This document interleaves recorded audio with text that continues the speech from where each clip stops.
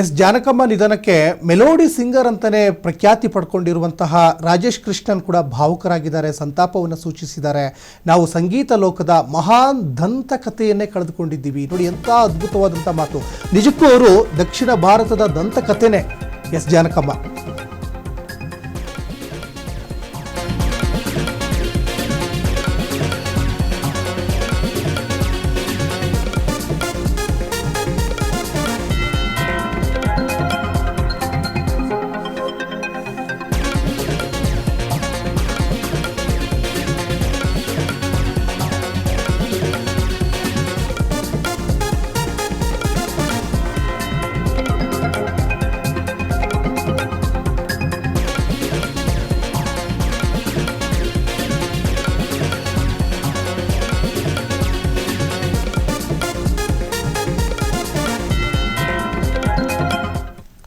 ಸಾಕಷ್ಟು ಜನ ಸಿಂಗರ್ಸ್ಗಳು ಇವತ್ತು ಕಂಬನಿಯನ್ನು ಮಿಡಿತಾ ಇದ್ದಾರೆ. ರಾಜೇಶ್ ಕೃಷ್ಣನ್ ಅಂತಹ ಅನೇಕ ದಿಗ್ಗಜ ಹಾಡುಗಾರರಿಗೆ ಸಾಕಷ್ಟು ಇನ್ಸ್ಪಿರೇಷನ್ ಆಗಿದ್ದರು. ಅಪಾರ ಪ್ರತಿಭೆ, ಮಗುವಿನಂಥ ಸರಳ ವ್ಯಕ್ತಿತ್ವ ಅಂತ ಗಾಯಕ ರಾಜೇಶ್ ಕೃಷ್ಣನ್ ಇವತ್ತು ಕೊಂಡಾಡ್ತಾ ಇದ್ದಾರೆ ಎಸ್ ಜಾನಕಮ್ಮ ಅವ್ರನ್ನ. ಎಸ್ ಜಾನಕಮ್ಮ ನಿಧನಕ್ಕೆ ರಾಜೇಶ್ ಕೃಷ್ಣನ್ ಭಾವುಕರಾಗಿದ್ದಾರೆ, ಸಂತಾಪವನ್ನು ಸೂಚಿಸಿದ್ದಾರೆ. ನಾವು ಸಂಗೀತ ಲೋಕದ ಮಹಾನ್ ದಂತಕಥೆಯನ್ನು ಕಳೆದುಕೊಂಡಿದ್ದೀವಿ ಅಂತ ಇವತ್ತು ಚಡಪಡಿಕೆ ಆಗ್ತಾ ಇದೆ. ಪಾಪ ಇಂಥವ್ರು ಇರಬೇಕಿತ್ತು, ಇಂಥವರ ಸೇವೆ ಇನ್ನೂ ಕೂಡ ಚಿತ್ರರಂಗಕ್ಕೆ ಬೇಕಾಗಿತ್ತು ಅಂತ. ಯಾಕಂದರೆ ಅವರು ಬೇರೆ ಬೇರೆ ಭಾಷೆಗಳಲ್ಲೇ ಹಾಡಿದ್ದಾರೆ. ಯಾಕಂದರೆ ಯಾವುದೋ ಒಂದು ಭಾಷೆಗೆ, ಯಾವುದೋ ಒಂದು ಪ್ರಾಂತ್ಯಕ್ಕೆ, ಯಾವುದೋ ರಾಜ್ಯಕ್ಕೆ ಸೀಮಿತನೇ ಆಗಲಿಲ್ಲ ಅವರು.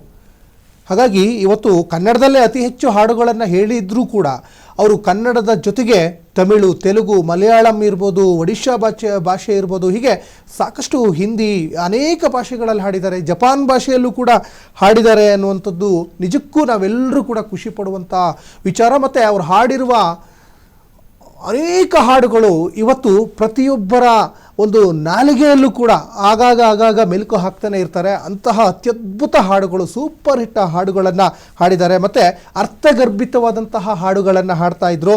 ಅವಾಗ ಆ ಸಾಹಿತ್ಯನೂ ಕೂಡ ಅಷ್ಟೇ ರೀತಿಯಲ್ಲಿ ಲಿರಿಕ್ಸ್ ಕೂಡ ಬರೆಯೋರಿದ್ರು. ಇಳಿಯರಾಜ ಅಂತಹ ಒಬ್ಬ ಸಂಗೀತ ನಿರ್ದೇಶಕ ಇವರ ಧ್ವನಿಗೆ ಯಾವ ರೀತಿ ಹಾಡುಗಳನ್ನು ಬರಿಬೇಕು ಅಂತಲೇ ಅದನ್ನು ನೋಡಿಬಿಟ್ಟೆ ಬರಿತಾ ಇದ್ರಂತೆ ಇಳಿಯರಾಜ.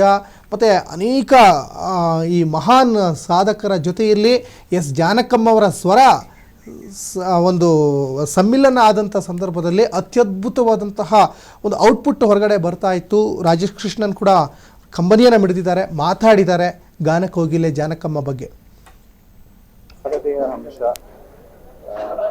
ದೈಹಿಕವಾಗಿ ನಮ್ಮ ಜೊತೆ ಇಲ್ಲ ಅಂತ ಹೇಳಕ್ ಇಷ್ಟಪಡ್ತೀನಿ.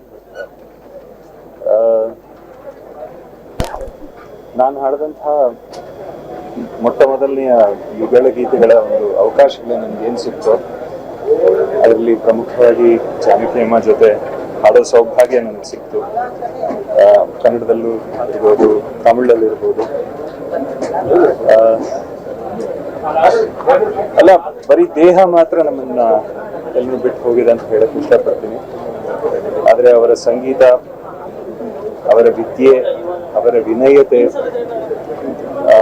ಅದಷ್ಟು ಕೂಡ ಶಾಶ್ವತವಾಗಿ ನಮ್ಮೆಲ್ಲರ ಹೃದಯಗಳಲ್ಲಿ, ಮನಸ್ಸಲ್ಲಿ ಸದಾಕಾಲ ಇರುತ್ತೆ, ಉಳಿಯುತ್ತೆ ಅಂತ ನಾನು ನಂಬಿದ್ದೀನಿ.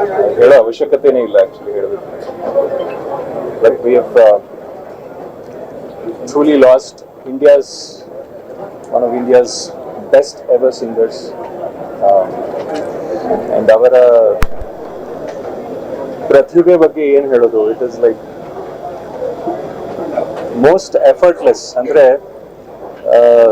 ಸ್ಟುಡಿಯೋದಲ್ಲಿ ಎಷ್ಟೋ ಒಂದು ಹಾಡುಗಳು ಅವರು ಹಾಡಬೇಕಾದ್ರೆ, ನಾನು ಹಂಸಲೇಖ ಸರ್ ಜೊತೆ ಇರಬೇಕಾದ್ರೆ ಅಥವಾ ಬೇರೆಯವ್ರ ಜೊತೆ ನಾನು ಕೆಲಸ ಮಾಡ್ತಿರ್ಬೇಕಾದ್ರೆ had the opportunity of seeing her sing, ಅಂದ್ರೆ ಲೈವ್ ಆಗಿ ಹಾಡೋದಕ್ಕೆ ಅಷ್ಟು ಲೀಲಾಜಾಲವಾಗಿ ಯಾವುದೇ ಹಾಡು ಕೊಟ್ಟರು, ಯಾವುದೇ ಇಮೋಷನ್ ಇರಲಿ, ಯಾವುದೇ ಧಾಟಿಯ ಹಾಡಿರಲಿ, ಶಾಸ್ತ್ರೀಯ ಸಂಗೀತವಾಗಿರಲಿ, ಭಾವಗೀತೆ ಆಗಿರಲಿ, ಭಕ್ತಿಗೀತೆ ಆಗಿರಲಿ, ಅಥವಾ ಒಂದು ರೊಮ್ಯಾಂಟಿಕ್ ಸಾಂಗ್ ಇರಲಿ, ಅಷ್ಟು ಈಸಿಯಾಗಿ ಎಫರ್ಟ್ಲೆಸ್ ಆಗಿ ವಿತ್ ಅಂದ್ರೆ ಶಿ ವಾಸ್ ಒಂದೊಂದು ಹಾಡು ಕೂಡ it was creating a story. ಅಂದ್ರೆ ಹೇಗೆ ನಮ್ಮ ಎಸ್ ಪಿ ಬಾಲಸುಬ್ರಹ್ಮಣ್ಯಂ ಸರ್ ಅವರು ಒಂದು ಹಾಡು ಹಾಡಿದಾಗ ಈ ಪರ್ಟಿಕ್ಯುಲರ್ ಹೀರೋ, ಈ ಪರ್ಟಿಕ್ಯುಲರ್ ಇಮೋಷನ್ ಅಂತ ಫಿಕ್ಸ್ ಆಗ್ತಾ ಇತ್ತು.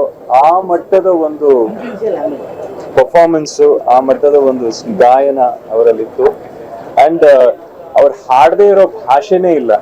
She has sun in all languages. ನಾದ ಶಾರದೆಯ ಅಂಶ